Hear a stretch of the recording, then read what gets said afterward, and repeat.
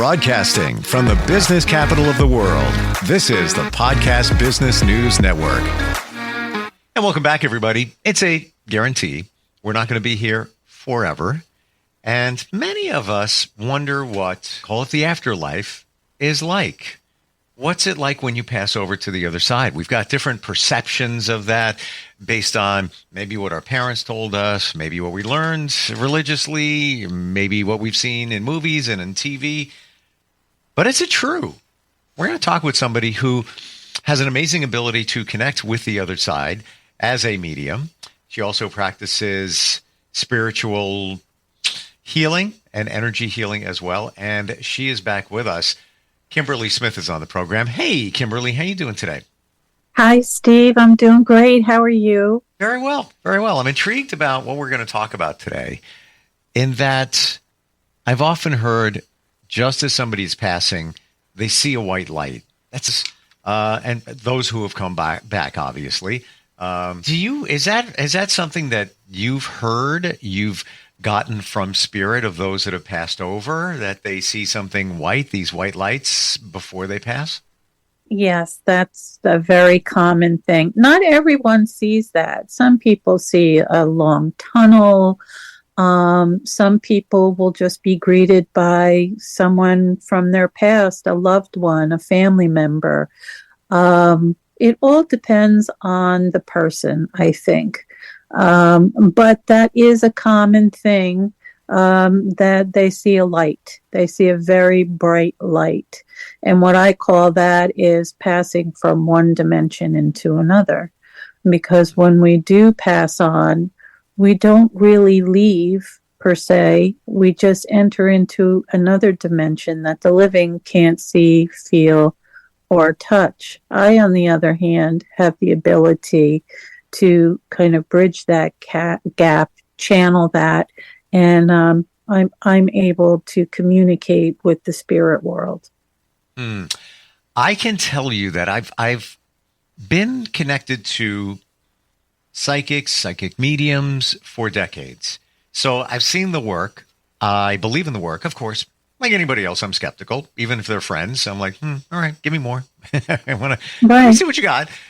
But it was only until my mom passed 5 years ago that I had, I guess it's an epiphany, that spirit is still around us, because I get signs, signals, very specific from her when I ask. And that was my, just what you're saying. Yes. Yeah. They pass into another dimension, but it doesn't mean their energy and spirit is not still here. Body is gone, but the spirit is still here. That's exactly right. They have the ability to reach out to us. They have the ability to see us in our day-to-day. They have the ability to connect with us. We're just kind of like walking around in our day-to-day because we can't see them, touch them, feel them, sense them. It's hard for a lot of people that are super realistic and who just don't kind of go in for this type of thing. But I'm here to tell everyone that it can be a very therapeutic thing for the grieving process, especially in the beginning, to have that realization that you can put yourself out there. You can become more aware, make yourself more aware for the signs. And there are a lot of signs. They can be lights going on and off in your house, telephones ringing, the channel changing on your TV without you knowing it.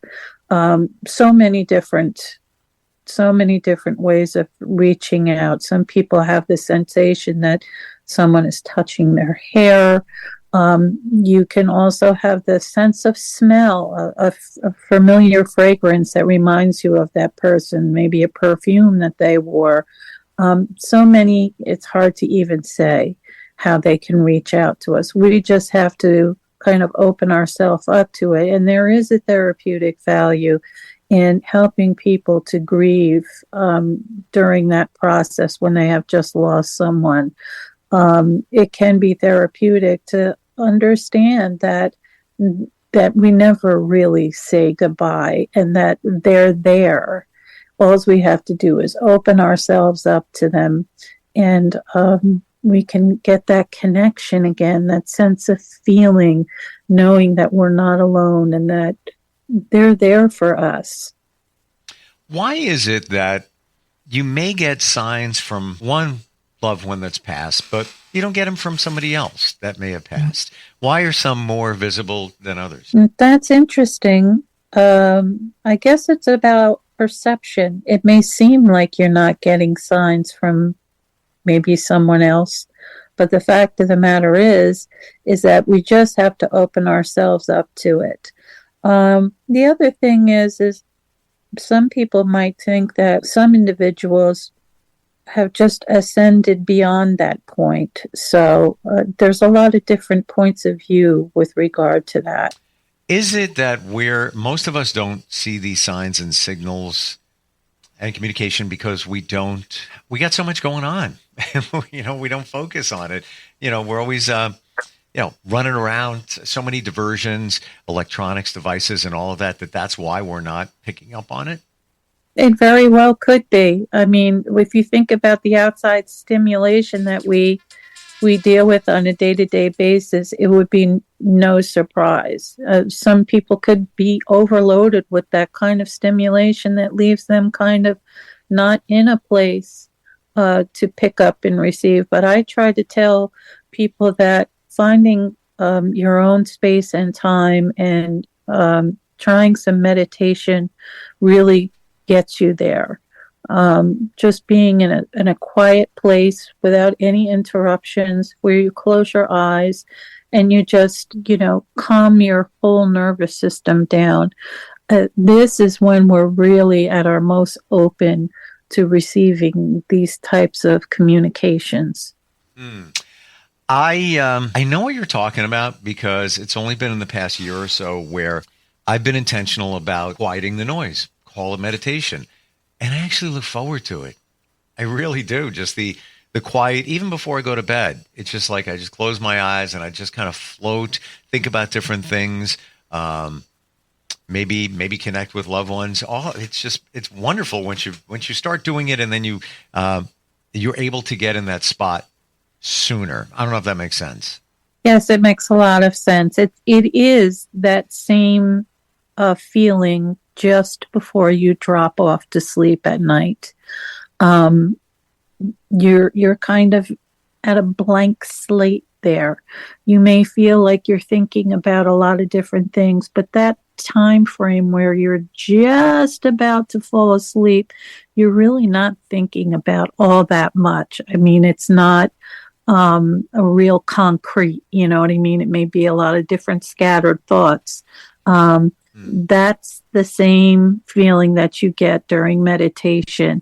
And this is when, now, for instance, myself, which might put a lot of people off, but for me at night before I fall asleep, I usually get a literal parade of faces that go through my mind of souls. And I've never seen these individuals before, but this has been going on most of my life. And it's people wanting to come across. It's people wanting to have a communication. So it's that same feeling. It's right before you fall off to sleep. And when you're in meditation, it's that moment when you're really like Zen, where you're just feeling totally at peace with everything. Why? Who are these people that you see? Like, how would you describe it? I see all types of souls. I see children. I see older people. I also see, let's say, about 3 weeks prior to our President-elect Trump, his first assassination attempt. I had an image in my mind about 3 weeks prior of him in a small stadium-like setting with a lot of people behind him, and he was speaking. And the overall feeling that I felt, because I get feelings that also come along with these images was a very frightened feeling for him.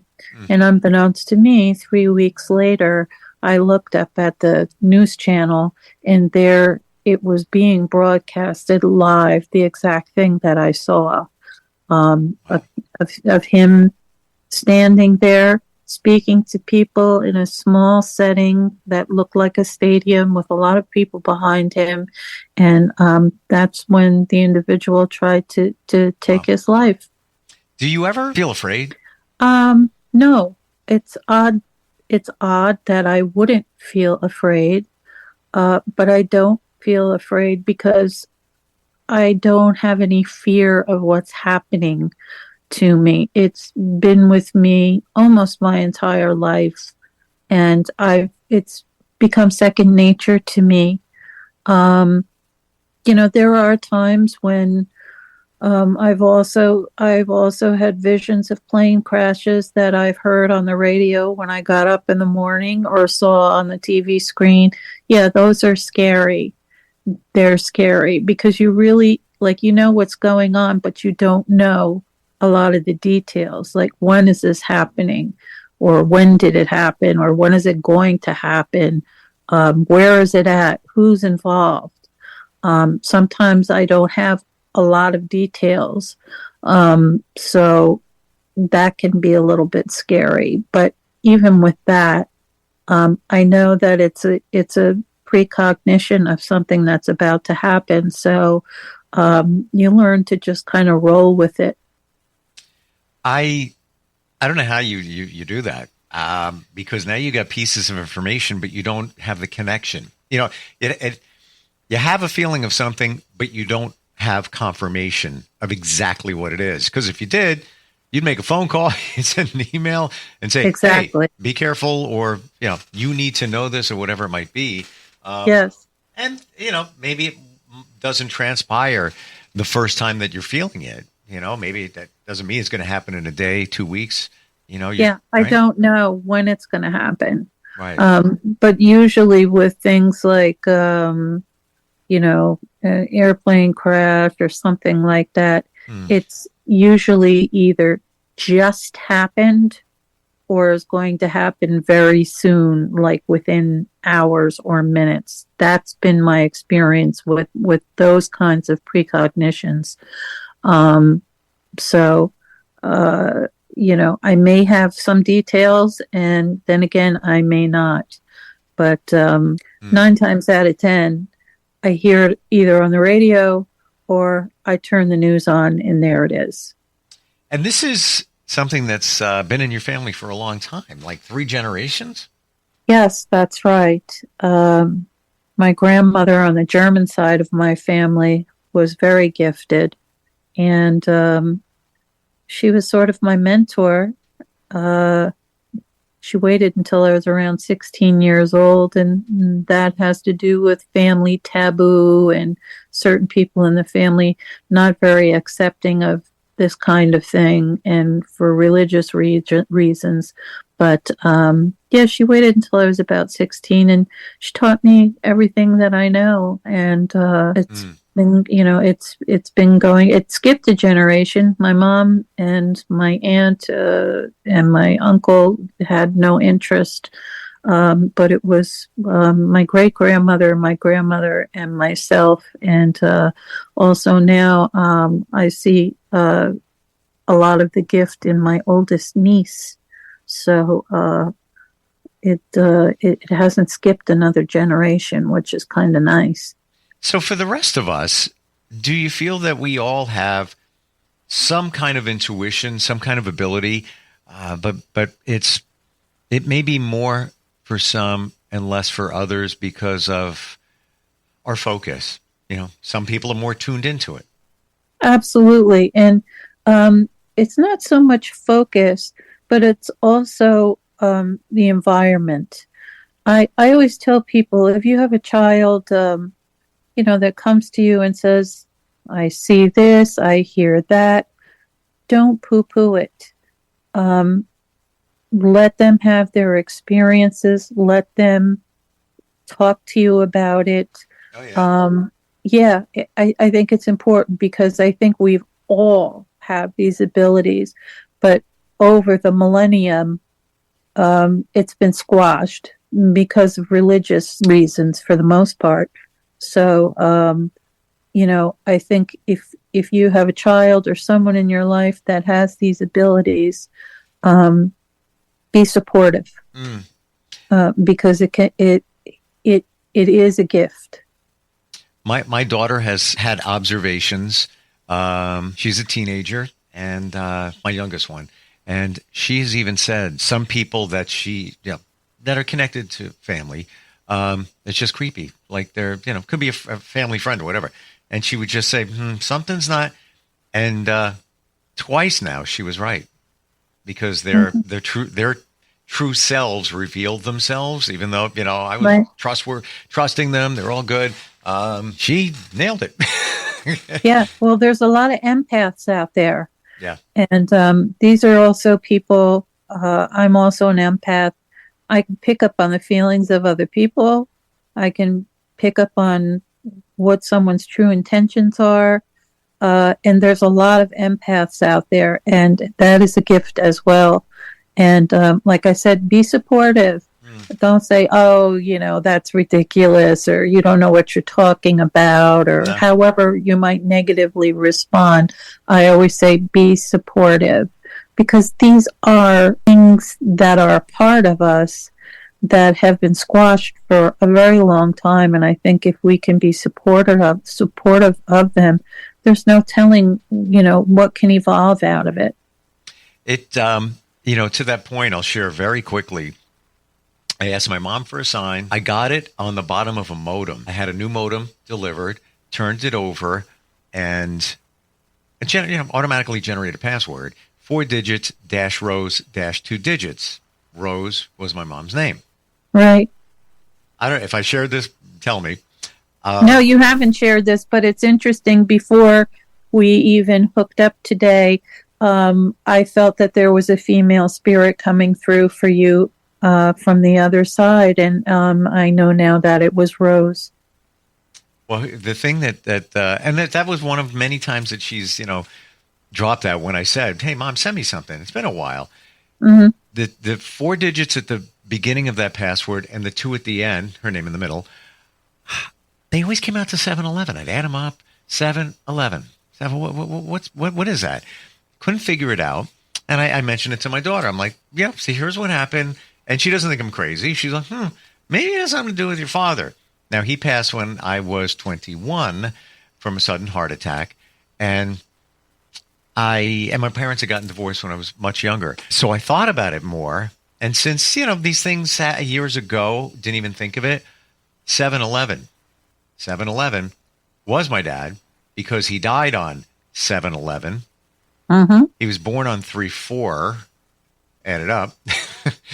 And I took that as a sign of my mom saying, maybe with my dad, go to a cardiologist. So make an appointment. Never did it before. I go. I walk in. First woman I see at the intake counter. I look at her shirt and it says Rose. And, I did the workup and the whole deal, and they identified some minor stuff. When you get older, there's little things going on here and there, all good. Yeah. But I think that was my mom's way of saying, you got to keep this in check. And this is why I'm sending it to you. But it was my daughter that said, maybe it's something with your dad. My daughter obviously never met my dad, but she's like, maybe. Yeah. And she was right. Yeah. Isn't it amazing, the creativity behind it too? Isn't it just like God to open this communication between us in a puzzle-like form, that we're able to put the pieces together to figure out exactly what it means. It's very creative, and it's very much like something God would do. Like a puzzle. And you got to put it together. It's not like we're testing you with this and you got to figure it out. No. It's there if you apply yourself and think about it and live in that moment.